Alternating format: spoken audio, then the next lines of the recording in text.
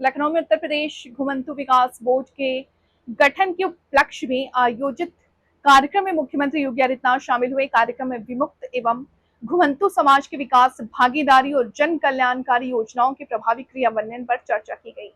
लखनऊ में उत्तर प्रदेश घुमंतु विकास बोर्ड के गठन के उपलक्ष्य में विमुक्त एवं घुमंतु समाज की ओर से आयोजित आभार ज्ञापन कार्यक्रम में मुख्यमंत्री योगी आदित्यनाथ शामिल हुए। कार्यक्रम में विभिन्न समुदाय के प्रतिनिधियों ने भाग लिया और बोर्ड के गठन को लेकर अपनी बात रखी। मुख्यमंत्री ने अपने संबोधन में कहा कि सरकार का उद्देश्य समाज के सभी वर्गों तक योजनाओं का लाभ पहुंचाना है। उन्होंने कहा कि शासन की विभिन्न योजनाओं का क्रियान्वयन बिना किसी भेदभाव के पात्र लाभार्थियों तक पहुंचाने का प्रयास किया जा रहा है।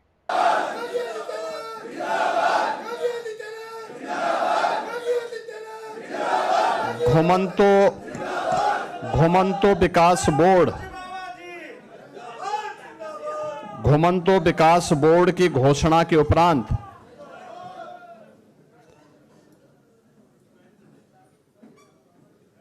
आज के इस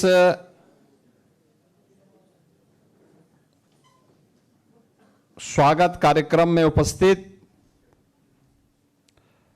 उत्तर प्रदेश सरकार में मंत्रिमंडल के मेरे सहयोगी,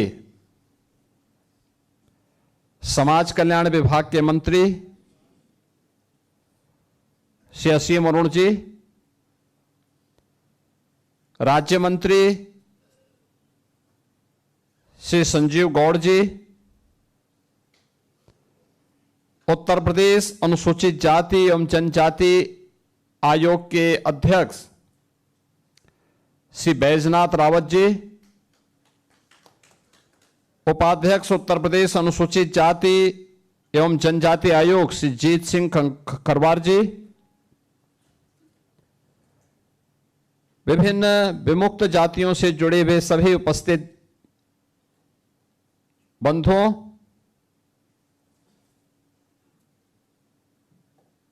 विमुक्त जाति विकास बोर्ड की घोषणा के उपरांत इसके प्रति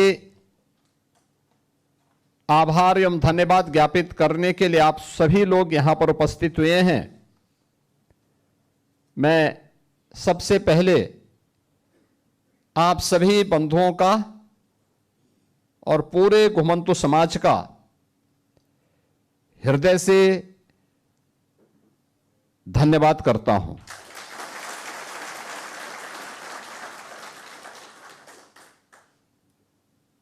आप याद करिए, जब 2014 में प्रधानमंत्री मोदी जी देश के प्रधानमंत्री बने थे, उन्होंने उस समय देशवासियों को कहा था कि बिना भेदभाव के शासन की योजना का लाभ हर एक तबके को देंगे, बिना जाति के, बिना क्षेत्र के, बिना भाषा के भेदभाव के बगैर।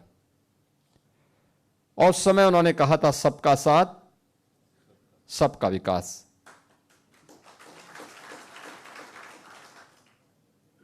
सबका साथ और सबका विकास का यह मंत्र आज समाज के प्रत्येक तबके के उत्थान का कारण बना है। और उत्थान की सी कहानी कि इस नई कड़ी का नाम है घुमंतु जाति विकास बोर्ड।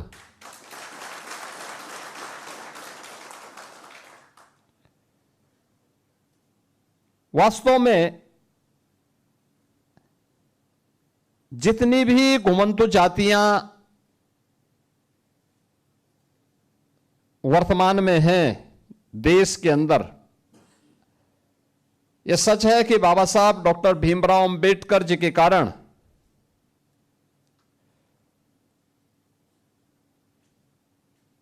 आजादी के बाद उन्होंने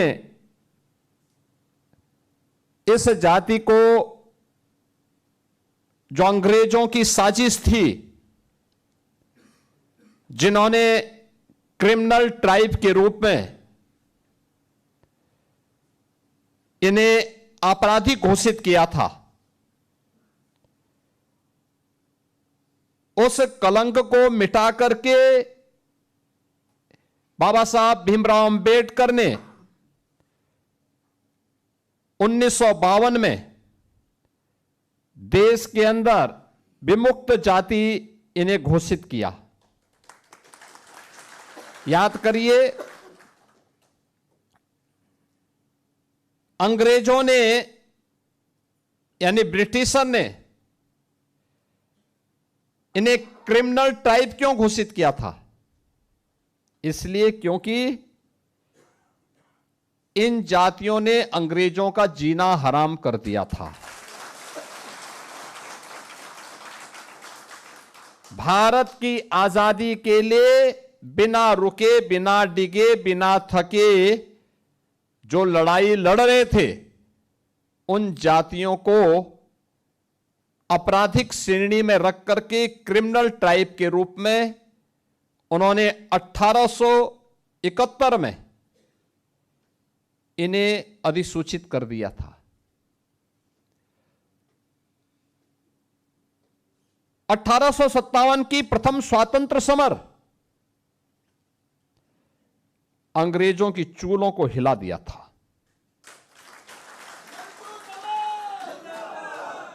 उन्हें लगने लग गया था कि अब बहुत दिनों तक हम भारत में शासन नहीं कर पाएंगे, और इसलिए उन्होंने उसके लिए उस समय जैसे ही प्रथम स्वातंत्र समर पर थोड़ी नियंत्रण करने में वे सफल हुए, उसको विफल करने में वे सफल हुए, तो उन्होंने उसके बाद जो रणनीति अपनाई, उन जातियों को चिन्हित करना प्रारंभ किया जो लगातार इस मुहिम में प्रत्यक्ष अप्रत्यक्ष रूप से भागीदार बन रहे थे। और तब 1871 में उन्होंने जो क्रिमिनल ट्राइब एक्ट 1871 बनाया, उसमें उन जातियों को शामिल किया जिससे उनके साथ एक कलंक लग जाए और वे समाज में कहीं भी मुंह दिखाने की स्थिति में न हो। लेकिन याद रखना, सत्य सत्य होता है। अगर सोना मिट्टी में मिल जाए तो वह उसका सोनापन खराब नहीं होता। अगर कुछ देर के लिए सूर्य के सामने बादल आ जाएं तो सूर्य की उष्मा के सामने बहुत देर तक बादल ठहर नहीं पाते। स्वतंत्र भारत में बाबा साहब भीमराव अंबेडकर ने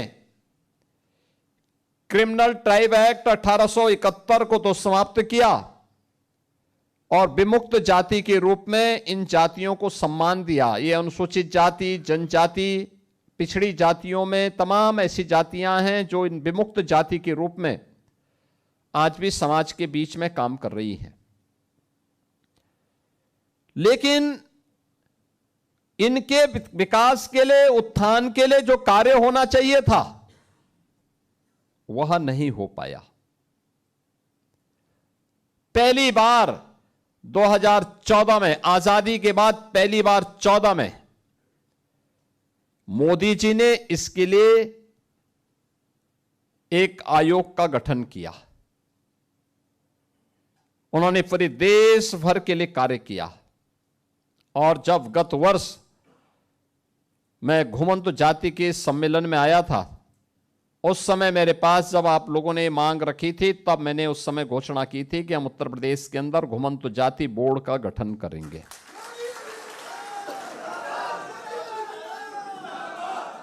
अब बोर्ड के गठन की प्रक्रिया आगे बढ़ी है।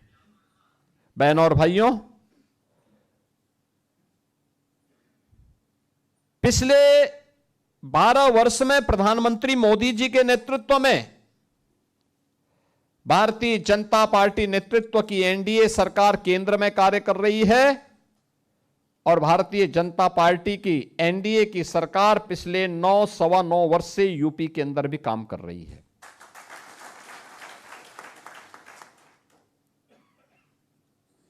बहुत सारी जातियां आप में से ऐसी हैं जिनको हम लोगों ने बहुत सारी योजनाओं के साथ जोड़ा है। याद करिए, बनटांगिया गांव,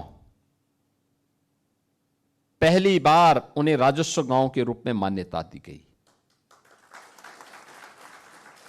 हजारों की संख्या में वे लोग आज